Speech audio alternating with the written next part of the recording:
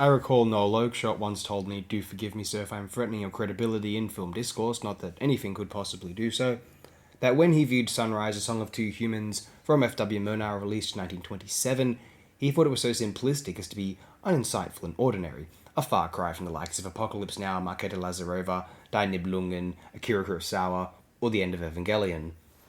Oakeshott also was not shy to inform others that he'd been raised by his genius father, if anyone is one, as a very literary child, reading the likes of Hermann Hesse, James Joyce, Evelyn Waugh, Dostoevsky, and Karl Marx at a relatively younger age. As a result, it is easy to see why someone so taken and impressed by the dense, complicated novels of the 19th and then especially 20th century found Sunrise to be oversimplistic and trite. This would not make a truly impressive novel unless it were written by an effective god, so theoretically, if Sunrise had to engage one of the more hardened or expecting viewers, it must have truly compelling and unforgettable visual storytelling, visceral cinematography, which, to my surprise at age 19 or 20 or so, he did not feel it employed, especially magnificent photography. Then one day he was showing me the latest rendition of the 40 ranked faves, Broken Dreams, Memory Mash list. A classic of the iCheck movies community, may it rest in peace, or not, maybe good riddance, a little bit, and I noticed, wait a minute, is that Sunrise I see there? I was wrong!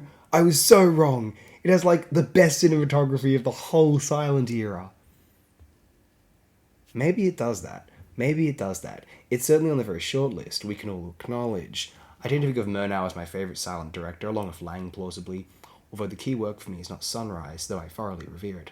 But, predictably, for me, 1922's Nosferatu, a permanent masterpiece. If you haven't seen Sunrise and claim to love this immaculate medium, it is the equivalent of not having seen an actual sunrise, and claiming to have had a wealthy and experienced life story.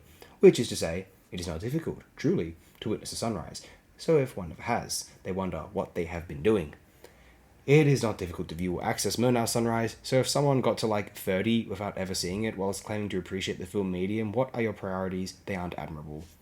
The best black and white screen caps in AOD history, maybe, Sunrise is one of the greatest arguments for film as a medium versus other artistic mediums or simply considered in an abstract vacuum, which will ever be composed by anyone.